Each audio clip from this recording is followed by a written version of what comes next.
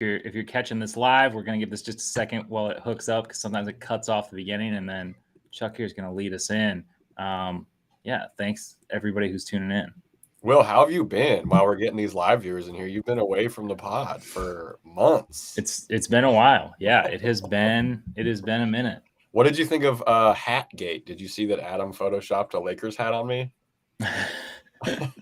I found it very believable. I didn't Photoshop a G damn thing. The work was stunning. It was clear. You could see my hair. That was a pre-mustache. You take that from my LinkedIn, you sick freak. You got future-like hats on there. It's cool, man. Adam, if we could get your chair to be even lower, that would be great. Right. All right, I think we can bring this little thing in, I guess. Yeah, let's do it. Kind of filtering in. What is going on, Clippers fans? Welcome to Season 2, Episode 11 of Clips and Dip. We are part of the 213 Empire. I am Chuck Mockler, joined by Adam Osland and William Updike. We talk the Clips 3 times a week during the season, around once a week during the offseason. You know, we're all very busy and nothing's really happening. Before we kind of get into the main stuff, we're going to be talking the Clippers power forwards heading into training camp. Those seem pretty solidified. Then later we're going to kind of talk about if Kobe Brown could be a contributor. I've been watching a bunch of his highlights, probably too much, and I might be too hyped up on what he can bring to the Clippers. And then the Buddy Hield news that came out earlier today. The Pacers are looking to trade him because they couldn't have gotten an extension. So, of course, we have to talk about that. But first, Will, how the hell are you, buddy? You're back on the show. You're refreshed. Adam and I have been holding this thing up without you. No thumbnails on the YouTube videos. It's been a nightmare. Classic. No nicknames either. Let's get it going. Our first, first message here from we are live DJF. on YouTube at Clippers Podcast on YouTube. DJF Music Production says, get rid of Morris, keep Batum. Sure. We'll talk. No problem with that. We'll talk some more power forwards in this. We have a pretty strict rundown about these things. It's pretty heavily scripted in case you couldn't tell. But we will definitely get into that. Common opinion in old Clipper dumb. Before we get back to that, Adam, let's talk your big yellow hat. This is a new look. For those of you not watching, are you a Ducks fan? I went to a college where they think it's funny to say, hey, we're undefeated since 1920 because we never had a football team at Biola University. Sure. So I was kind of a free agent. A few of my buddies went to Oregon, and I liked the Pacific Northwest. I visited there once, and the people. What? Once does it for you. They sold me on it. But, I love the old Huey, Dewey, and Louie characters from Disney. In the original one, because they were all primary colors, it was red, blue, and yellow. And so the yellow really stuck out to me and spoke to me. And so I was like, you know what? Oregon's kind of awesome. And speaking of Disney, they used to have the freaking Donald Duck as their mascot before I think they just severed ties, and now his name is Puddles. And he has nothing to do with Disney. Yeah. Well, if someone sends in some weird-looking Oregon Ducks apparel, Adam will wear it. That's a onesie, crop top. Mm-hmm. I'll wear anything that's somewhat, revealing and also non-offensive. And we deem what is offensive. Use your discretion there. Use your discretion there. I was wondering who was going to say something about Dylan Brooks. It's Tomer Azarli. It's Tomer Azarli in the chat. Thank you for watching, Tomer. Fantastic Clippers journalist. Bigger fan of Aaron Brooks with the Oregon Ducks. But that's fair. Shout out Seattle. All right, let's get into ranking the Clippers power forwards heading into training camp, which is not a very fun. Oh, we're not going to lead with the Buddy stuff? We can lead. Do you want to talk Buddy? Let's talk Buddy. Are you hyped on Buddy? We're getting some Buddy talk in the chat. Let's do it. See, if I had said that, Chuck would have just accosted me for not looking at the rundown. Keep on That's moving. segment 2, Adam. What's wrong with you? Because Will says it with a drink, and you're cool with it. You don't look at the rundown. Adam's like, what are we talking about? What about Will not looking at the rundown? And I do look at it. We just mentioned the Buddy trade in the headline of this video. So, yeah. Sorry, we're getting really in the weeds here. Chuck, why don't you break this down for us? What's going on right now with our friend? I feel like he comes up a lot in Clippers conversations. What's going on with our good old friend Buddy Hield and the Indiana Pacers? He is being made available for a trade. It seems amicable. They can't really figure out this whole extension thing. And now he's available for trade. That's what we know. we asked Clippers fans over on Clippers Twitter, trade for Buddy Hield or no. 52% of the 100 or so votes said no. Someone said we have too many guards, but this was also someone I'd seen talk about that we should trade for Harden. So I'm not really sure where they're thinking there. But Adam, since it looks like you got the rundown open, where do you feel? Like, where are you on the spectrum of, does this interest you at all? Does Buddy Hield, would that move the needle for you? He's making 19 mil this year, and then he has 2 more years on his contract for the money heads out there. It depends. Perhaps that person that was saying we have too many guards is just expecting James Harden to be one of them. In that case, obviously, Buddy Hield isn't much of an option. But he wants to be paid after this season. So if you're taking him in as a rental to help boost up the roster and the shooting overall this year, just for this year, and then it depends on who you're giving up, I think it's something to look at. But he is very one-dimensional. He's a great three-point shooter. I just saw this tweet where you can make the argument of high-volume three-point shooters. He's near Steph in that area. The last 6 seasons, is the only other player outside of Steph and his illustrious greatest shooter of all time career that has taken at least 8 3-pointers per game and a shot over 40% on those threes. So it's not just like, with Luke Kennard, it was more about, okay, he's only taking 4 of them or whatever it was with the Clippers. But he was absolutely deadly and lethal from beyond the arc. But yeah, he wouldn't shoot him at times, and he would get reprimanded for that by Coach Lue. Buddy Hield has no problem getting them up. He's been doing it back to his days with Oklahoma when people said, is he the next Steph Curry? That's not the case. The rest of the game has never materialized like that. But he is unbelievable as an off-guard, spot-up shooter. The problem is, defensively, I'm looking at his rating overall, and it's 115. Now, he's been on bad defensive teams. It's hard to kind of separate defensive rating and parcel it out for an individual defender. Right, but yeah. I also have watched him a little bit, being from Sacramento. Okay. And he was, a star coming out of Oklahoma and a star in the tournament, and I believe ended up losing to the Oregon Ducks. Was it? I think so. No idea. I think that's what happened. But they went to the Final Four that year. They had to go through Oklahoma. But he is a liability on that end in the same way that Luke Kennard was. So if you're trying to find guys that don't have a lot of holes in their games, that don't hurt you on one end, Buddy Hield isn't that. He's someone where if everybody else is good defensively out there on the floor, they're still going to try to pick on him, matchup hunt him. So that can be problematic for this Clippers team. But it really just depends on what you would give up for him. If you're playing it out like, hey, he's a rental for $18 million and we're not giving up much, well, yeah, I think that is someone that could help this Clippers team right away this season. Because the number is kind of weird, right? He's at 19 mil, which if you're the Clippers, I mean, hey, we could do Norm for Buddy straight up, but that doesn't really do anything, right? Like, I don't think either team is really hyped with that. I don't think that would help the Clippers that much, honestly. Yeah, speaking of the number, that 19 number, Tomer in the chat, spicy as Charles said, brings up an interesting point in that trading Luke to acquire Buddy 8 months later, you're paying more money for an older player that would essentially, I mean, be the same. Like, right. The only difference is it's expiring. Luke's still under contract for what, 15, 16 million. It's kind of worse. Years. So, I mean, in terms of fit, like I don't really see the fit necessarily. I do see if you're looking to the future, if you're looking to make a big swing in the offseason, which you will be by next offseason, it's already too late. I feel like kind of because you're kind of hard capped with the second apron rules and everything that goes into that.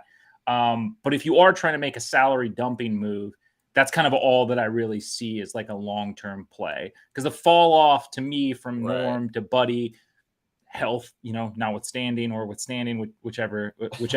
I don't really see it as an upgrade on the roster, and I don't super see the fit anywhere. Norm's definitely an overall much better player. I think. Yeah. Oh, I mean, of course, everything that he brings offensively. No, he's not a great playmaker, just like Buddy Hield, but he can score on 3 levels. Buddy Hield is pretty much just a great elite sniper on the outside. when Norm doesn't do the foul baiting as much, I think we all like his game more, but it has worked recently, which has been great.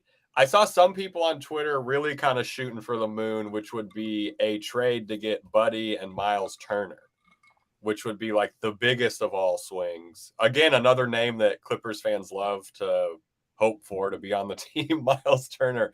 He did get 31 and 29 dropped on him by Ivica Zubac, which was pretty cool to watch. But that seems like a pipe dream. I think doing that big of a swing, I don't think you're getting rid of Zoo to bring like that money seems big. That's a seismic shift, I think, in the Clippers roster if you're bringing in those two guys to make the money work. Well, and they finally kind of committed to him. They gave him the 2-year extension.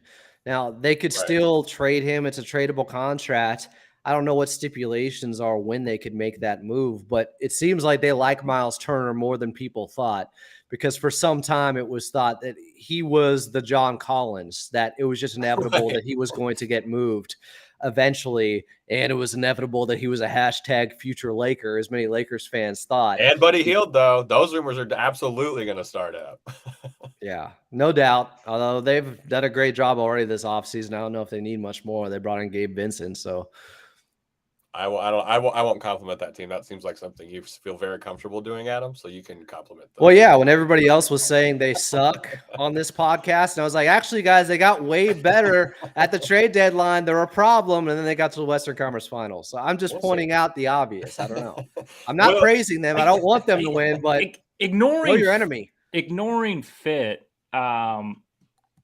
I like it just depends on how low the asking price is, right? Like if you're shipping out another expiring, say Marcus Morris, and you're making those salaries work, and you have another expiring asset, Buddy Hield, as I said, not young, still only 30, on an expiring deal. Like maybe that's a little bit of a sweeter trade chip if you look to make another move later. But like from a purely fit perspective, I guess I don't really see the need.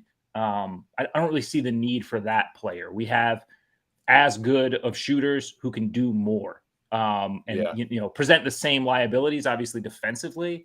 But yeah, I don't know, man. This one. It doesn't have me. It doesn't have me that tantalized. If I'm being perfectly honest, you're whelmed. You're whelmed by this trade. Yeah. Put the Tomer comment up if you don't mind, Will. He says, how far is Indy from Philly asking for a friend? That's been a popular theme since this news broke too, is you work a 3-teamer that sends Buddy to Philly, and then he who apparently cannot be named on this podcast anymore gets over to the Clippers. My thing, fire up your trade machines, boys. My thing is with this, we've talked about my opinions on this trade, and I think for the spot that Philly is in, I don't really know unless it's beyond repair, the relationship or situation. Do the Clippers really have enough to sweeten that deal, to make that happen, even with their best offer? Yeah. And let's say somehow now Buddy Hield is involved. If Norm Powell wasn't moving the needle for Philly, like I don't really know how that sweetens the pot necessarily. Why is it turned into player that has to remain nameless, like it's the Village things? You guys did a moratorium on this. I know. Chuck made this rule. People got mad we were talking about him too much. Some people get mad and who when I'm talking about is PJ Tucker. I just say this: the fact that report is out there from Brian Windhorst saying that the Clippers, what was the exact verbiage there, Chuck? So that was a goofy aggregator issue. He clarified those, and he kind of basically said, like, it's not the Clippers didn't call him off. It was like a for now thing. Like the trade talks just kind of fizzled. Then Zach Lowe also said like he expects them to pick back up at another point. So it feels like we're still just in the mud. Isn't that also a negotiating tactic? Like, hey, I'm not buying the car for this price, and I'll walk away right now if you don't lower it. I mean, that's what happens during these things. Totally. Plus, we still don't know how bad it's going to get at training camp or at media day if James Harden is still on the Philadelphia 76ers. That changes everything. Yeah, training camp's in like 2.5 weeks, something like that. Like, if you're not watching us on @Clippers Podcast on YouTube, you're missing some fantastic nicknames. We've been missing Will. So we're out on the Buddy Hield trade. We're not really sure how the 3-teamer works any differently than a 2-teamer would, because it's not like the Clippers wouldn't have to give up assets. And the one person everyone wants traded is Marcus Morris. So I understand Clippers fans' frustrations of wanting to trade Marcus Morris, like, but it's unless difficult you can to get do that like, because he's bad. Why would unless you Indy can do get that? Indy to Right. take, unless you can get Indy to take Tucker, and Philly is more interested in Morris, perhaps, and that, like, it kind of makes my head hurt. If I'm being perfectly honest, I've had a couple weeks off, my head hurts. Plus, the Pacers can actually make a little bit of noise. I think they could be in contention for maybe a 6th or 7th seed, or just getting right outside the play-in tournament this year. Halliburton is that good. And I mean, they're not in the contender tier, but I feel like the East is a little shaky right now. They're not in a punt tier either. Just with some of the stuff going on, new fit in Boston, whatever the hell happens in Philly, there is some maneuvering. Not that they would be a contender, but I mean, like, it's not insane to think that they could snag a playoff spot. Yeah, an underdog run or something like that. Colts. Just making the playoffs. I feel like what more do you want right now? Here, Eastern Conference Finals. No, I don't know. I'm not a Pacers fan. He just has more value than you could just offer them Marcus Morris and maybe they'll take it because they have to get rid of this player right now. I don't think that's the case. Some team will at least package maybe a 1st-round pick or a couple of 2nd-round picks to get Buddy Hield. Counterpoint, though. Carlisle remembers the way Morris did Luka. He was like, that's the guy that I want. That's the guy that I want. Straight up, I'll trade you. Same thoughts. And other teams know the Clippers are, I don't know if desperate is the adjective I would use right now, but have already tried to thirsty. I would say they're thirsty. Yeah, they've already had a trade in place once. So other teams are like, oh, really? You just want to give us him? Like, it's not going to be easy for the Clippers to trade Marcus Morris. And even without Luke Kennard, the Clippers don't lack 3-point shooting. Buddy Hield's greatest strength isn't something that this team is in desperate need of. Right. Yeah, that's a really good call. Is he a good vibes guy? He feels like he's a good vibes guy. Right? Seems like it. There have been some issues here and there with Sacramento when he was traded, with the Pelicans and all that. I don't know his temperament exactly. Adam doesn't know his temperament. Well, but more importantly than that, fit doesn't make a ton of sense. Unless you're giving up not a lot, which I don't know why Indiana would take. I don't see this happening anytime soon. That's a good call. Well, I'm sure we'll see some. We're getting a counterpoint again from Tomer Azarle. Tomer, should we just send Tomer the link to come on the show? We know he's not doing shit if he's watching our show. Yeah, I almost feel bad. Like, wait, let me invite him. He's getting really thirsty right now. He's sending all these. Send him an invite. He said, Buddy is available, though. Health does matter. Health does matter for this team. We've talked about it ad nauseum. We need to take the regular season more seriously and all that good stuff. We need healthy guys. Like, I guess this makes sense. Okay, Tomer is being shy. He does not want to come on the show. He says, can't I just support from afar? I was about to send him an email with the link in the subject line, join the show, coward. He's being a baby. But yes, you can support from afar. We appreciate it, Tomer. We appreciate you, Tomer. And everyone should also support Tomer's work that he does for the Clippers. All the beat writers are fantastic. Tomer is one of those fantastic beat writers. He does some of the best Photoshops in sports. Well, one reason it would be great to have him on is because the article he wrote regarding the new load management rules in the NBA and how he made sure everybody knew, guys, that doesn't really apply to the Clippers because they were never listed as resting last year, Kawhi and Paul George. So it's much ado about nothing. I saved my brothers however much they were going to bet because they, if you're a Clippers fan, people send you things giving you shit about the Clippers. And they're like, did you see that the Clippers are the betting favorite to be the first team to receive, the punishment for this? And I was like, they won't be. They literally, even if you took all of last year and had this rule, they wouldn't be punished for this. Fred Rogan brought me on earlier today on AM 570 to talk about it. And the first thing was like, so how much is this going to affect the Clippers? I said, no. And I was immediately like, actually, not at all. Literally Adam's the coolest guy on the radio. No, I was kind of a D about it. Like, hell yeah. Oh, wait. I have that rapport. Were they the ones who were telling us we need to talk about more actual dips on the show? No, that was Petros and Money. Okay, we've And got then I came back at them and said, "Well, your I'll name do is." an hour about dips right now. I will derail this All right, entire let's thing. do an ad break. Let's talk about power forwards, then let's talk about dips. Tomer, if you want to come on and talk about dips, the invite is there. Coming up, we're going to be ranking the Clippers power forwards and then kind of where that position group ranks within the Clippers itself. But first, we have some ads if they've been too loud for you. We've gotten that complaint, believe it or not. Go ahead and turn it down. Ads coming up, and then we are talking power forwards in 3, 2, 1. All right, so we're back in, and we're talking about the Clippers power forwards. Training camp starting in less than a month. A lot of contention around this position. I actually want to lead in with the comment because we've talked on this podcast before about where is Marcus Morris? Is he officially out of the starting lineup? Who knows how that's going? But we got a comment that said, I don't care if we're desperate enough to add a first just to move Morris for Buddy. I think, though, I think that applies for a lot of fans to Morris in general. Sure. I feel like this is the biggest elephant in the room, right? He was. Oh, yeah. He was already on the trade block. It seemed like things were moving there. I think that we got to start with the odd man out. Where do you guys see Marcus Morris? Is he, I mean, at this point, it seems pretty clear he's coming in a training camp. Is he going to be back in the starting lineup for your 23-24 Los Angeles Clippers? I don't see, excuse me, how you can do, what happened at the end of last season with Morris and him not getting playing time. There was a lot of stuff flying around about why he was not getting playing time, if the illness stuff and all that thing. I don't see how you can bring him back to start after how the season kind of ended with that.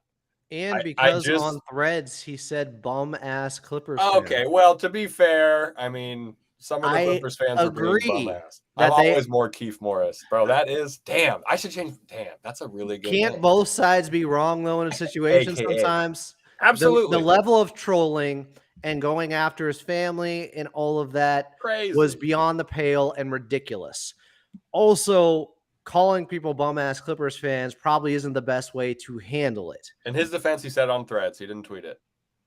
Yeah, I think that I think that the fan thing and the Threads thing is a little bit irrelevant. Your boy Greg says, knowing that the Clippers tried to trade him, if he's still in the team by training camp, how does that affect the team? So regardless of whether he's in the starting lineup or not, right? Look, I mean, we've kind of heard mixed things about Morris. It seems like he is at times a good locker room guy. It seems like at times not.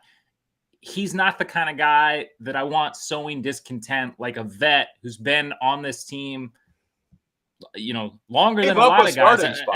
Has a lot of pull. Seemingly has a lot of pull in here. I don't know if that's a guy. And I don't know what the conversations have been, but assuming that he is on the team in training camp and coming in the open season, regardless of where he sits on the roster spot, there has to be something done to both clarify his role and to smooth over whatever sort of ill will kind of happened there, assuming that he is still on the team, which at this point on September 20th, I am assuming he is going to be on this team in training camp and likely for the season opener. I put this one comment on that Carter Curon just said, which I think is an interesting point. I think Ty will want him here if he's on the team. Adam, I'm sorry I cut you off, but do you have thoughts on that? That seems like him in the starting lineup? No, just there, not in the starting lineup. Like want him around? I think that's on the team. He's around. So what does that mean? I don't get it. I think that's a good point, though, because I do think that they have a relationship, and regardless of where he stands in the starting lineup, which I think we're all in agreement. Hopefully, opening night he's not in the starting lineup, but I do think that the relationship that they've been that they've had thus far would indicate to me that is probably the best. If things are to be smoothed over, that's probably the light at the end of the tunnel, or the best thing is that they do have this sort of relationship. I will not elaborate any further. Thank you. Don't be a weird ass. Yeah. If he is around, I'm guessing there was some conversation had whether it's about his playing time and his role coming into this season and expectations with Coach Lou, whether it's him and teammates who do all seem to like him. And I think part of the reason that he was starting was because Kawhi and Paul George feel comfortable with him out there. Whether or not you believe he's still a floor spacer or was the second half of the season, I think part of the reason he was out there is because they think he can create for himself and get buckets. And it's nice to have that option, and he helps give them more room to operate. I just have to think, after the way things ended last year, there's going to be some type of dialogue behind the scenes with Marcus Morris and what's going to be his role moving forward. Maybe they've been talking so much about it. Ty Lue ran out of minutes. That's why he hasn't talked to Robert Covington since the end of the season. It's like, Rocco, I ran out of minutes. None of them rolled over. I feel like that transition's pretty natural. Like, naturally, let's talk a little bit about Robert Covington. Like, where do you guys see him at? Do you think things are going to be better than last season? I will say, from a PR perspective, we haven't seen a lot of Robert Covington offseason content from the Clippers account. Yeah, what did he play? 700 minutes? Don't know what to make of that.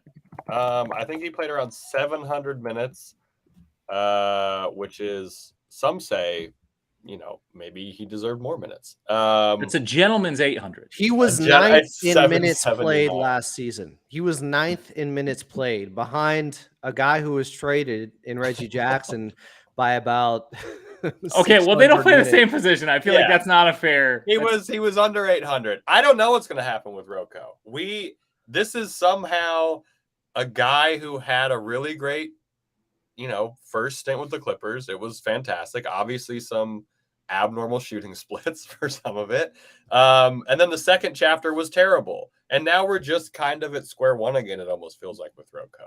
Is that no one knows? Is he going to get playing time? I don't know. Based on the playoffs or how the season ended, probably not. I just feel like last season could turn out to be an aberration in the way minutes were allocated, given by stuff that the front office talked about, given with treating the regular season more seriously, given more defined roles coming into this year where you don't have three guards in John Wall and Luke Kennard and Reggie Jackson who are all vying for minutes. I just think it's going to be different around this team. And Rocco could benefit from that because the schedule's too tough. I don't see how they can't play him more. He ended up at 779 minutes. Marcus Morris played more than twice as many minutes than that. He was fourth on the team in minutes played. Nicholas Batum over twice as many minutes than that. He's a year older now. How do you get by in the regular season with a team that's older? Well, you got to platoon guys a little bit more. You have to save legs by using, if you still have all these power forwards, if you still have 3s and 4s and wings that can play out there, just divvy up the minutes a little bit more to keep legs fresh. But I feel like we said all this last year too. Like that's what I guess. We did, but we didn't have three guards that I just mentioned where they tried to make it work with 3-guard lineups and 4-guard lineups. But I just hope it happens. I mean, with the Morris situation definitely makes me more excited about Rocco's playing time, right? Like it seems like this is an inroad, even if he's still on the team when camp starts, that Rocco should get more minutes. Because after, we don't like Morris, Rocco, and Batum were the power forwards basically last year. That's who played power forward last year. I'm kind of curious. That's not going to be nice. Like if that's our whole core, plus KJ Martin going into next year. Which I want to talk a little bit more about KJ Martin here in a second. I'm just curious though, your guys' thoughts on this. So I know that there's been a lot of disappointment from fans about this Clippers offseason. Moves, not moves made. I feel like last season, maybe we didn't give enough credit to how many things they were still kind of fucking around with, like for lack of a better term, like in terms of, making the John Wall thing work. And then, later bringing in Westbrook. Could there be a benefit to, like, let's say, things stand where they do right now and nothing happens on the Philadelphia front. There's no additional guards brought in. Could that be a benefit in actually bringing some more clarity to the wing rotation, which I do think aside from all the issues the Clippers had last season, what's questionable at times? Yeah, it's questionable right now. Like it's a questionable power forward core we have right now.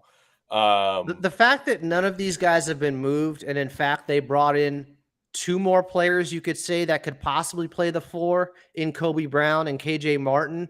Yeah, that really could create havoc at the position. I just don't see another log jam. We had it at the point guard. Right. Now it was guard last year. Could it happen at power forward this year? I just don't see any scenario where Marcus Morris is 4th in minutes this year after a 3-month stretch at the end of last season where he shot around 30% from 3. Because the difference is when he got off to a slow start last year, it was, hey, this happens with him sometimes. Older legs, he settles in, he finds his shooting stroke. But instead, this time it fell off a cliff the last 3 months of the season. You got a pretty big sample size of a player looking to just age drastically and not be the guy that he used to be at all for a 3-month sample. That's the difference to me. Like you know who he was at the end of last year. He drove his rascal scooter off a cliff is how I would describe Marcus Morris's final close of the season. The names are getting insane. Again, if you're just listening, you need to watch this on YouTube at Clippers, or excuse me, youtube.com/@Clippers podcast. So not to mention though, also you have all these power forwards. And last year it was, well, they might play Rocco at center because they don't have a Mason Plumlee coming into the year like they do this time. Like, where do they fit in when Plumlee is also there and you actually have a backup 5? So this is what I kind of wanted to talk about too, is like, how do we rank our current power forward core of known quantities? Because we talked about Kobe Brown, who we're going to kind of close the show out with a little bit. But our power forwards, Marcus Morris played 81% of his minutes at power forward. Rocco, 73% of his limited minutes. Batum, 60% of his minutes at power forward. The other 40% at center, which is, I can't imagine that's going to happen again next year. And then the next highest was PG with 26. So I'm not really going to count him as a power forward. KJ Martin is really interesting. In 2021, he played 76% of his minutes at power forward. In 2022, 13% for the Rockets. We got to assume the Clippers are going to pay him at power forward, I think. So how do we rank Marcus Morris, Robert Covington, Nick Batum, and KJ Martin for the Clippers power forwards? Like, I guess I want to start with I guess I want to start with KJ Martin, and I don't foresee him in the starting lineup, but I do think those 3-4 minutes as in regards to his previous seasons, how it shakes out with the Clippers is going to be how much time he spends on the floor with one or both of Paul and Kawhi. Like I think that's absolutely going to happen. That's a good call. And it's like chaos in Houston, so I think that is also a legitimate factor to throw in. Houston is a terrible franchise right now. As for like who I want to see like in the starting role, I mean, I think you got to give Robert Covington a shot. I feel like why not? If I was going to say Batum doesn't like to start, and that was his message last year. He doesn't like to start. Was some of that because he didn't want to step on Marcus Morris's toes, and that was a way to make sure Marcus was still starting and there was that pecking order there? I don't know. Yeah. No one can know that. There was some chatter. I will say there was some chatter that Nico,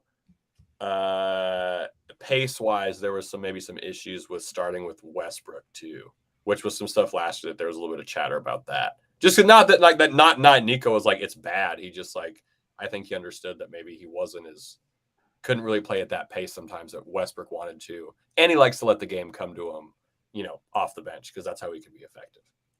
Well, and then it comes to what was the real reason that Robert Covington wasn't playing last season? Was it something that we couldn't identify? Some advanced numbers out there and what they didn't want him a new stat to fall into. Well, we had the Marcus Morris stat from Justin Rousseau, what it said about rebounding percentage as a team when he was out there on the floor. I don't know if there was something lingering out there from Robert Covington and something we didn't know. Obviously started off very slow from beyond the arc, but he ended up shooting 39% from 3. So he caught fire by the end of the season, granted still in limited minutes. But sometimes when a guy doesn't play, it has something to do with practice and what the coach is seeing there. and not fitting. And that's only something they would know internally. I don't know. But for a vet that that has this body of work and what he can bring to a team to not be playing, it's just really curious that nobody's really had a beat on it. And even this offseason with him saying he and Coach Lou hasn't talked, I don't know if you want to read into that or not, but it doesn't seem like there's been I don't. clarity. I was just making a joke when I brought that up earlier. I don't want to read into that. I think that not talking to your coworker when you're not at work is 100% normal. The one thing I think about with Robert Covington is him being a good soldier and not making a stink about not playing maybe worked against him. Well, remember when he came back from COVID? You're saying it's time to get stinky.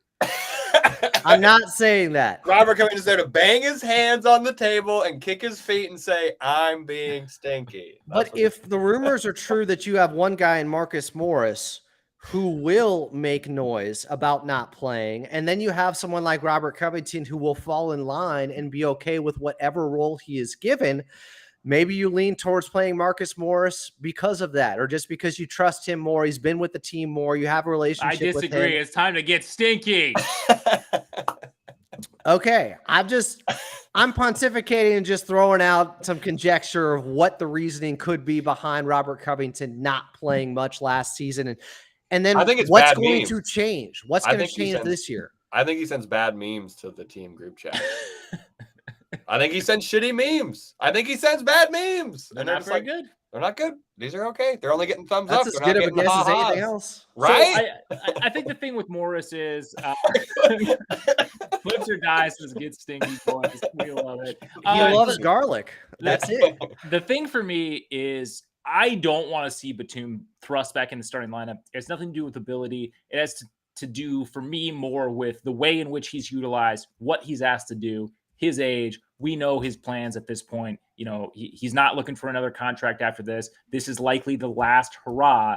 I would love to get him at his most effective, which I think at this point in his career is not necessarily in the starting lineup. And that's not a knock on him. I think, if physically he was there, if longevity wise, that was the best decision, I would trust the team to make that. But I think from what we've seen, I think that he's better in sort of a bench role, in sort of like, break in case of emergency, not even of emergency because he's going to be used a lot, but you know what I'm saying. So now this comes back to the point we're trying to rank the power forwards for the Clippers. We don't want Marcus Morris to start.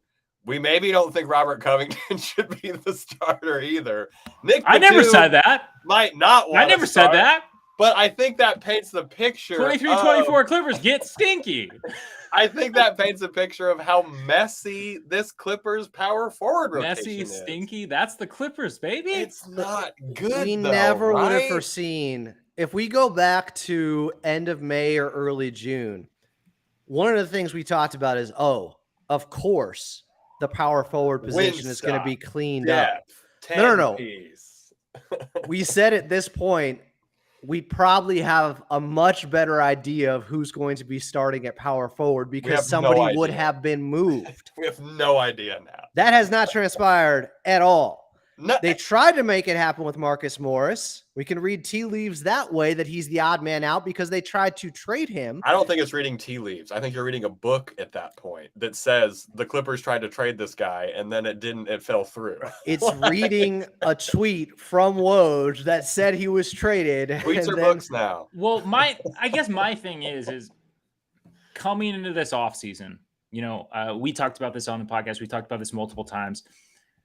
Even in the absence of acquiring some new great talent, right? Like some top tier or second tier talent, I thought the Clippers were in firm need of a reconsolidation, right? Mm-hmm. And the wing position, I feel like most glaring. That hasn't happened. Sort of the opposite has happened. We've sort of thrown another hat into the ring, with Martin, and I don't know. Like I said, I hope that, assuming nothing changes from where we are right now with the guard position, that this is something that they can focus a little bit more on. I'm also curious too, if this season, knowing where so many of our players at, knowing where the age of the team is at, assuming that we don't acquire any new talent, how does the sample size change for Ty Lue this season? Like instead of, 10 we've games. seen It's not changing at all. It's gonna be like 10 game games. sample sizes. We've Yep. seen things that are maybe a little too much leeway. Like, is this the season, especially at this power forward position, especially like at a spot where I would say is it's an the worst issue, position group on the Clippers. It's the is an worst issue. position group on the Clippers. Or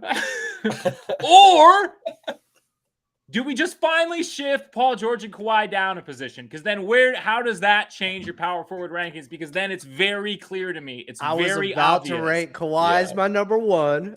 But he's like, that's what, so you're totally like, that is the path to making this a much better scenario. You spread out Kawhi's kind of positional percentages, basically. Sorry. Well, that also, we would hope, means, Terrence Mann is starting next to Russell Westbrook.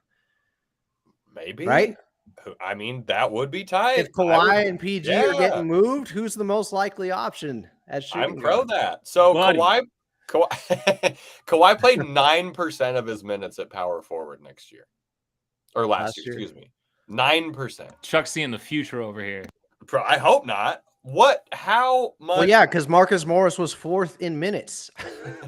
Right. So, I mean, that's a good point. Clips or Die brings up a good point in the comments.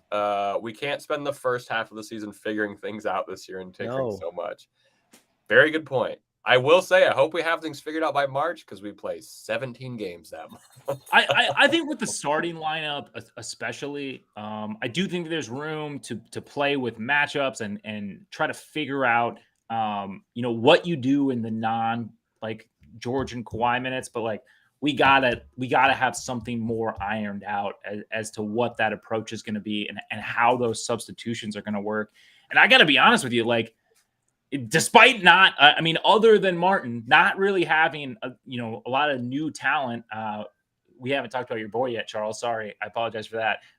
We'll get to it. Trust me. We got another. I'm not feeling like there's a lot of clarity there on how that's going to shake out. I don't want to hear that there's this long runway to start the regular season. No, there's no more runway. Just because the easiest part of their season starts at the beginning doesn't give you leeway to tinker much and figure things out, because it gets so much more difficult just 3 weeks later. It turns into a gauntlet.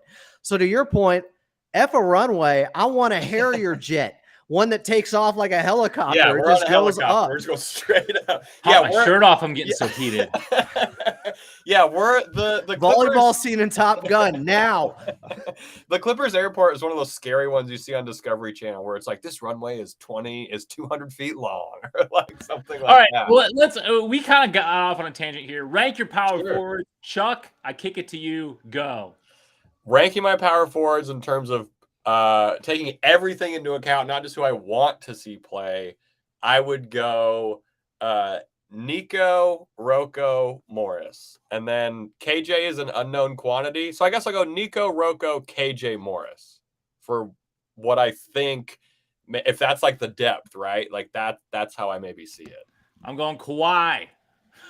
Sure. I'm not mad. I want that to happen. I was going off last year's stuff. I would love Kawhi to play the 4. I'm going Kawhi, Rocco, KJ, Batum, Morris. What about PG? PG did play a quarter of his minutes at power forward.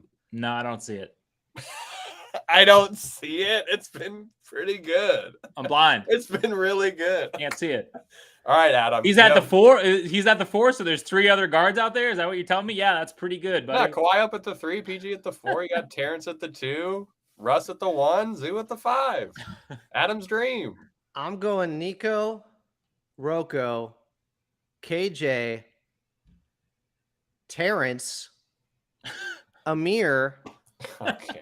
All right. Okay, nothing. Both those guys have played the 4 plenty the last 2 years. Plenty? How many? What's your plenty percentage for the amount of minutes Terrence played at the 4 last year? I don't care. What about the year before when it was more necessary? All right. Terrence has played 6 positions. It was 4% last year. Let's look at it the previous season. That doesn't mean I can't have it be more or say that he's That's better fair. than other players that have played it.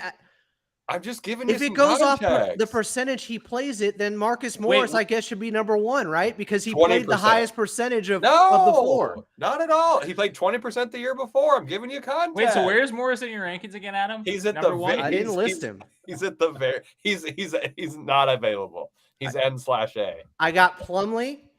all right. I will say, let's move it along, boys. This is getting out of hand. When Adam gets spiteful and negative, it is so funny. It's not spiteful. Guys, look at how he shot the last 3 months. He was legitimately one of the worst players in the NBA.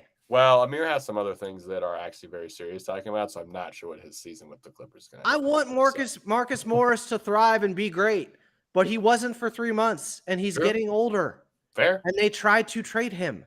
They did. You're not wrong. What's 3 months in an entire career, though? You know, it's more representative of the player he is now than 10 years ago. For me, also, yeah, Morris is kind of at the bottom of the pecking order. He's at the bottom of everyone's pecking order. Yeah, there's no one. Clippers fans can't agree on anything other than the fact that Marcus Morris should not play power forward next year. It's not about spiteful. It's about results. That's all I care about. You seem upset about the thread he sent. You bring it up a lot. No, I'm upset about the 4% with Terrence Mann. Like, he can't play effing power forward. He can. Adam's the proverbial bum-ass Clipper fan. Yeah. We're going to talk about, all right, we got to cut to ads again because we got to keep the couple lights we have on our respective homes on. I have one and Charles has one. Adam has no lights. Oh, wait, I think I can see one in the reflection of his sick-ass poster. I'm lighting you up. I don't need lights. I will say the poster looks a little crooked. No disrespect. Coming up, we're going to talk Kobe Brown and his path to being a contributor, as well as some other random stuff, including some Clippers marketing stuff that I think I'm the only person in the world who cares about. We got ads coming up in 3, 2, 1. Welcome back in Clips and Dip. I'm Adam Moslem. We got Chuck Mockler. We got Will Updike back, luckily, which means we have the name tags rotating right now. If you're watching us on YouTube, it's a lot of fun. This is a live episode, but we still take breaks for commercials in case you listen to it later on, and we try to take care of everybody with the audio levels. Excuse me? We put it on the audio. You got to have ads in there. You can find us on iTunes. You can find us on Spotify. You can find us everywhere, and at Clippers Pod on Twitter, at Clippers Podcast on YouTube. Coming up still, we'll talk about Moon. There was some news that was made a little bit earlier today. But first, let's talk about Kobe Brown. Chuck, you put him on the rundown for a reason. I know you've been watching highlights and you're doing a deep dive on him and trying to decipher whether or not he can contribute something this season to this Clippers team. Yeah, so there was a tweet from Justin W., a.k.a. LA Clippers Film. Please watch us on YouTube if you want to get some of these gags. We can't keep giving these name gags away for free on the audio pods. Justin W., a.k.a. LA Clippers Film, someone who you absolutely should be following if you want to learn more about basketball, if you want to learn more about the Clippers. It's a great resource. He tweeted in parentheses, I think there's a real route towards Kobe Brown being somewhat of a contributor for LAC next season. I saw this tweet and then went on a vacation where I was in the woods with no cell service or anything. And it just had me thinking about how shitty the power forward rotation is and about how Kobe Brown, based on what he did in Summer League, which might have been an anomaly because his 3-point percentage was absurd. But he has tools that help the Clippers out. Before we talk about kind of what he does well to get time, not just what he does well kind of randomly, what does an actual contributor mean to you guys for Kobe Brown? I'm not talking like, fifth in the team on minutes. I'm not talking anything like that. Is there a chance he's the third power forward on this team? No. You don't think so? Did you hear the names that we just ranked? They're bad.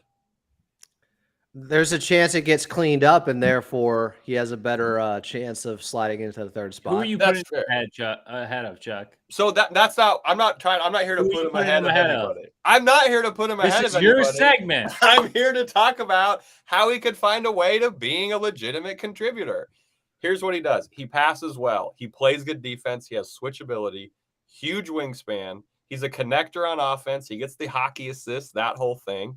We saw his defense in the summer league. It's very seemingly so far with what we have real. He's active in passing lanes. He's physical. Like, this is a guy who brings things that I think Ty Lue likes as a coach.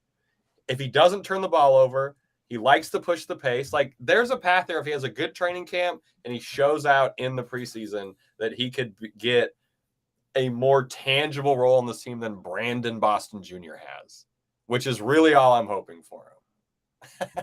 I don't. Brandon Boston showed some things in an NBA game in the G League, which is more competitive than Summer League, and he still can't really get in the rotation. That's why. What are the chances that Kobe Brown, who hasn't shown anything at the NBA level, who hasn't played G League yet, I see what you're saying there. He has a more well-rounded game. Yes, and Brandon Boston's game is one thing, which is score. If he can show something at the 4, a position of need. Mr. 46, Brandon Boston.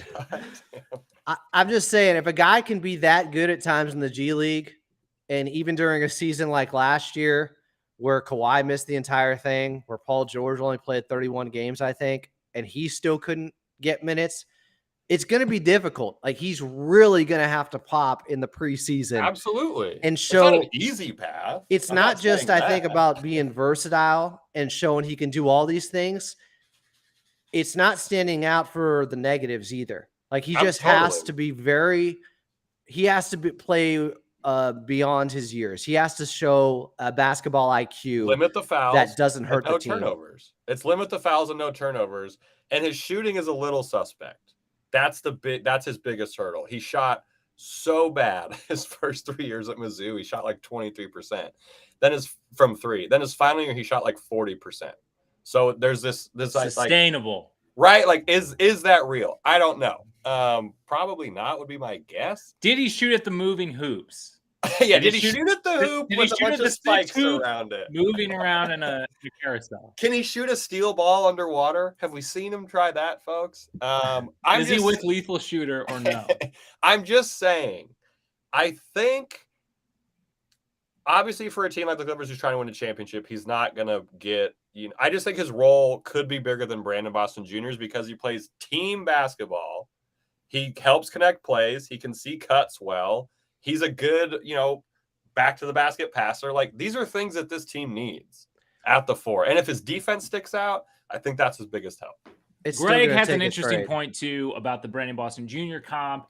Kind of has to do with the position that Brandon Boston Jr. plays. It is much more of a logjam at the 2 and the 3 for Brandon Boston Jr. to have any playing time. We just now that we've a logjam it is. Now that we've broken down sort of this logjam at the 4, though, I guess I'm not as convinced that things are very clear at that position either. Which I think helps. We're in a great spot. Every time we chat, I'm like, man, the Clippers are in a pretty good spot. I think that helps Kobe Brown.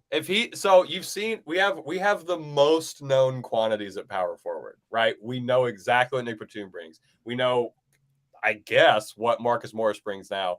We've seen what Robert Covington brings, but the coach staff has no interest in that. Kobe Brown has an opportunity. Again, I'm not saying this is a lock. I'm not saying start him game 1. To carve out, here's a new guy. He's bringing some juice.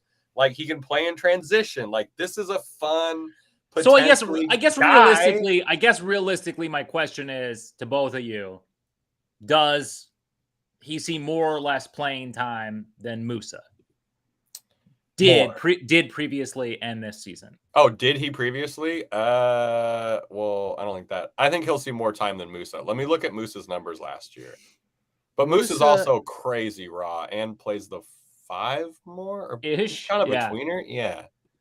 I mean, I'm just saying for like a realistic comparison. He helped them win that game. One game. Portland, one game. Down 18 going into the 4th. One more game that Kobe Brown has played at this level. He's a rookie. That's such a weird argument. No, it's not. And you're saying he only played one game. It's like, well, he still did it in the NBA. Musa played 195 minutes last year. So you think Kobe Brown's going to play more? I think he can get more than DJF that. Agrees with you. Kobe Brown is 6'8", 250 pounds, pure muscle and speed and athleticism with a 7'2" wingspan. He brings everything we need for a power forward. don't start him, but that means we still need a starting power forward. Yes, we do. Could not agree more. I think he gets over 195 minutes next year. And I'm like, again, does he get more than 420 minutes? Man, I hope he's right on the number, because that will be a very fun episode. But again, he has to show it in camp. I'm not saying give this guy this stuff. Like, if he is outplaying Musa and these guys, which I think is possible with the way that he has played basketball up to this point, it's there. It's there. I do think it's And possible. it'd be awesome I as also hell. think, are we even talking about this if he doesn't have the 35-point game with 7 threes? Yeah, because I don't really give a shit about Summer League, if that's a fair argument. It's absolutely a fair argument. I just said that all waiting. But I just for said him you to couldn't do trust his something. 3-point shooting, right? I just said you couldn't trust. I didn't just say, look at that game where he put up 35 with the shooting. I said it was suspect. So I think he needs 2 hit shots if he's going to play. Like, that's totally fair. Some of that has to translate. I think that's a big part of why they drafted him. If that stuff doesn't translate at all, I don't see what his role is going to be. I mean, obviously the shooting needs to be there. Like, I'm not saying he can shoot 20% from 3 in preseason. If he shoots a not horrifying amount from 3, let's say he shoots 37%. I know it's not John Wall from the corner numbers, Adam, but let's say he shoots. Man, we have not dunked on Adam enough. This is a low blow. Let's say he shoots 37% from 3, shows some good passing IQ, and his defense, as DJF Music points out, is there. He can get more than 195 minutes if we're putting that as the bar. Because he showed it in a league you don't care about, the summer league, but his defense is there. What counts in the summer league and what doesn't? Shooting, I don't think counts. I don't think shooting counts. I'm just saying, can we pick and choose what counts or what doesn't? I don't. Totally. Is his defense there? Is it? Because he hasn't played at the NBA level. I know. That's what we're going to see. Why are you so against this idea? Why don't you want Kobe Brown to be good? You're kind of like all over the place. I don't know. I want him to work, but what matters and what doesn't? Like, we don't know what he is yet, is what I'm saying. Saying like his defense is there, or he can do all this stuff. If it's there. I felt like it said it. Okay. Well, let's say he's a jack of all trades. He's a jack of all trades, a multi-tool type player. Sure. Then I agree with you. You're right. Because then he can find some crevice where they need something. Like, if he can help more roles. Crevice. Well, I don't want to go pause here, but I didn't say it. You did. You said both. He can find a role somewhere if he can do more on the court. The more you offer, the more opportunities you're likely going to get. Yeah. Then it makes sense. The problem is, do we know one area that he actually can offer yet? That for sure he can do. I feel like you missed the point where I said he has to be really good in training camp and preseason. Okay. I thought the subject matter was, can he break the rotation or can he get in? Well, if you read the breakdown, the question now is, will he get more minutes than Musa? I think there's a legit shot at that. Over under 350 minutes. Way under that. I don't think he's playing. I thought the question was whether or not he can help the team this year, not whether or not he can get more minutes than Musa. Well, help the team. Things have changed. Things have changed. Okay. Find the crevice. It's an evolving question. I think he can show Tyloo that he maybe should play him, and I think the power forward rotation is, as of 6:37 p.m. on September 20th, suspect. He might have a little spark. He might have some spark. I love how high you are on him. That's all I'm going to say. I mean, I'm not saying he should take Morris's minutes, but I'm hyped. I'm excited. But you're not saying that. Exactly. I did rank him above Morris, but you ranked a lot of people. You ranked Will above Morris. Will said he worked out earlier today. Okay. Yeah, that's true. We don't know about that, Morris. Hits the gym one time. Yeah, he's probably better than Morris. Yeah, he's probably a little better than Morris. All I'm saying is, and I guess this actually might be more of a testament to how bad the power forward rotation is. It's undefined. There's an opportunity to steal a role. It is undefined, dude. We don't know who's Is it starting. bad, or is it that it's just too unclear? I guess it's the thing that I'm struggling with. It's kind of bad, dude. They're old and they're bad at defense. Not Morris. Batum? Batum is good at defense, but I don't think he can play starting level minutes of defense for a whole season. I agree. And Morris can't do that. And I guess Robert Covington could, but they just won't play him. I hope it's as simple as, KJ Martin is turning into a mini Kenneth Faried, and he's going to soak up 25 minutes a night. And there it is. We figured it out. Give me that. That would be fine. Then, yeah, I'm fully on board with that. Because we also, KJ's almost an unknown quantity too, because of, like we mentioned, the shit show in Houston with their basketball. So, yeah, all right. I think I might take the under on the 195 because we still have to figure out what KJ is going to do. I will concede that. I just can't believe it's still this murky with the 4 position. Agreed. I think we all agree on that. It's not fun. 3 months ago, we would have said if anything is more clear by September, it's the 4. Yeah, we're set, dude. We can run many ways. Like I said, I just thought, of all things, even to not acquire new talent, just to consolidate the position, I think is addition by subtraction, and we haven't done that. So they tried. They did try. It is. I mean, I do like that conversation about like the starters. Like, so we ship Morris out and we bring in like a Brogdon or whatever. Hopefully, Terrence Mann just start. We'd move Kawhi and PG down, but I don't know if that happens. I'm not seeing it. And then we're in an even weirder place. There's a lot to be determined, boys. But hey. And that's what makes this podcast so great. We get to speculate about everything that could happen. We got 2 weeks till training camp. It's going to be fine. All right. Some other random stuff we wanted to talk about. Xavier Moon back on the Exhibit 10 deal. Shout out. Back-ish. Shout out the greatest basketball player in the history of the Canadian Basketball League, the Vibe King. He's looking to compete for the Clippers' final 2-way spot. I feel like he's got a pretty good handle on it. He's played for the Clippers the past 2 years, 3 years. Like, seems like his spot, right? I root for Moon. He's one of those guys where I honestly feel like in a different era, he is a locked-in backup point guard for a team that is getting buckets every night. It is only because he's diminutive. He just doesn't have the size or elite athleticism that a lot of guards and point guards have nowadays, where you have to be able to break down the defense and shoot. And guard, in the 90s or early 2000s, chops, though, he's good. You know, the facial hair. I feel like that warrants a spot.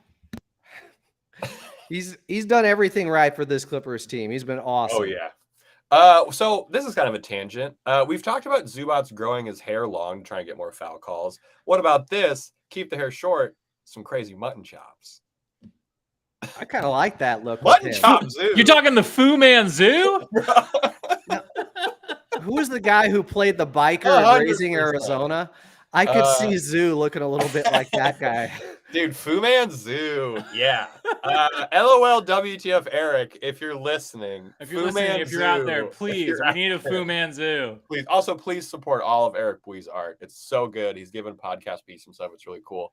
All the art that you on the show. Yes, it is done by him. All right, final thing that I wanted to bring up. Except for Adam's Ninja Turtles poster. It is a sick-ass poster. Last thing I wanted to bring up, and then I promise I'll never talk about it again. The Clippers had the exact same schedule release video as the Jacksonville University women's basketball team. Whose came first? The Clippers did. But then how is it the same?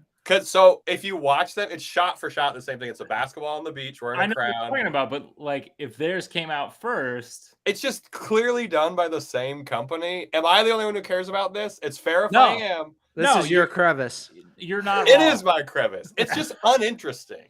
As a fan, it's uninteresting. I have to imagine we're the only NBA team that had the shot for shot layout as a college basketball team for their schedule release video. So I care about marketing shit, which I understand not everyone does. But to me, it's a little soulless, and I just wish it had more Clippers, like just more uniqueness to it.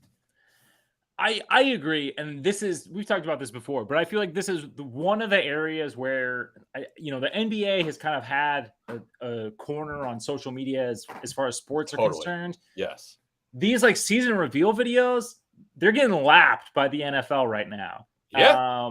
I agree with you. I would like to see something a little bit more panache. I would like to see something with maybe a little bit more personality. You know, that's where I'm at, because when I first saw the video, I was like, okay, KJ Martin is taking a basketball to Chick-fil-A because they're playing the Nuggets. Sick. And then I see the same video from a small college school where they do like the same joke, and it's just kind of like, oh, okay. So our team didn't really make that. That's fine. Why are you putting this up? I agree. We've reused shirts in the playoffs. We got no. What do you think? So what's everybody's pitch on what do you want the team slogan to be this year? We gotta move past give no quarters. That's a great. Adam, I thought you had it was stay stinky or something. Time to get stinky. Dude, get stinky might have to be the. It's like Darkwing Duck. Let's get dangerous. Let's get stinky. So Adam can't really comment on this because he's paid by the team for his other job, which makes. What about sense. Give no dime? We just don't hand out we don't do assists this year. All ISO. All ISO, baby. I think get stinky. Clippers get stinky. That's what it should be. Let's get stinky, dude. An arena shouting "Let's get stinky" is a good time. You're missing a free throw if they're shouting "Let's get stinky." No. So what should the slogan be? It can't be worse than last year. It can't be give no quarter. What if it's give no half? No, I'm saying that's the slogan should be. It can't be worse than last year. I mean, empty the clip would be great, but there's no way they would ever do that. That would be insane. Yeah. I don't know. I'm excited to see. I feel like every team's gotten their city edition leaked except for the Clippers. And the city edition last year was really sweet. So I'm hoping we get some more of that, because that was nice last year. We got to give a shout out to the marketing department for the good. People are still holding out hope it's going to end up being a red jersey. I want it to be 4 LA street dogs positioned into an LA. That's what I want. That's what I want it to be. How would the layout work? What do you mean? 1 hot dog, 2 hot dog, 3 hot dog, 4 hot dog. Oh, okay. You want like the Dodgers like, okay, yeah. Will had this like diagrammed earlier or something. Yeah. What do you mean? It's 4 hot dogs to make LA. Dumbass. What's so hard to understand? Man, who knows what's going to happen? All right, I think we've given enough content. Adam doesn't want Kobe Brown to be good. What about is it over? What about is it over yet? As a team mischaracterization, dude. Is it over yet? Is it over yet? Wake Me Up When September Ends. That'd be kind of fun. God, I hate that song. It's a terrible song. All right. Worst. We're probably going to be back next week. We've been reaching out to guests. The way that you DM people on Twitter now is broken as fuck. No one wants to read your shit, which makes sense. Will, we're so happy you're back. We need some reviews on the show on iTunes. If you're listening in the off season, you probably care enough about the Clippers to leave a review. We'd appreciate it. We'll read it on air. Also, we're really looking for subscribers over on the YouTube. Not to plug it too much, but it is youtube.com/@ClippersPodcast. I stand corrected. I tried to correct Chuck earlier in the show. I was wrong. It happens. I'm usually right. Adam, Adam, would you like to say something nice to these fans before we head out of here? Also, I would like to say Adam wants Kobe Brown to succeed. He's pro Kobe Brown, we think. I love Kobe Brown. I just worry about if he's getting a bunch of minutes, something may have gone wrong. Yeah, that's not what I all want our to power forwards hips have this broken. Year. This is not true. Take that down. I actually do put some stock in Summer League and those 35 points and the way he got them, and that he was still willing to shoot after shooting so poorly from 3 and showing that level of confidence. Bad. Yeah, that's fair. So I am high on him. I just don't. I feel like there still has to be a move made if it's going to open up time for him. I will agree with that. Yeah, which I'd still be all for, just like I was way back in June, of cleaning up the power forward position a little bit and Kobe Brown maybe getting more minutes because of that. And KJ Martin, I still think, as you mentioned earlier, who knows what he's capable of because he's been playing with the Houston Rockets, and who knows what he's capable of in a contract year for a team with championship expectations.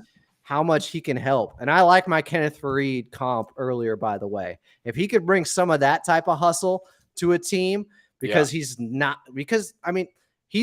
hasn't been on a team that actually is playing for something. He knew going into every year that the Houston Rockets were not going to make the playoffs, at least once James Harden asked out. So yeah. Speaking of, maybe we'll have more on that next week. I don't know. Who knows? I want to get somebody on from Philly bad. I thought that would have been interesting to have somebody on from a Philly podcast. They don't want to get back to us. Before we get out of here, Clips or Die has a great comment. We should bring some fans on the show, Discord or something, take some calls. We'll definitely look into getting that set up in the off season, but or sometime between now and the start of the season. So yes, we're super into that. Follow us over at Clippers Pod. Subscribe to the show. Check us out on YouTube if you want to be involved in that. Yeah, look out for the Google Voice number. That's always a fun thing, taking voicemails and whatnot for that. We will be back next week. And as always, let's go Clips. And Ducks? No, I guess.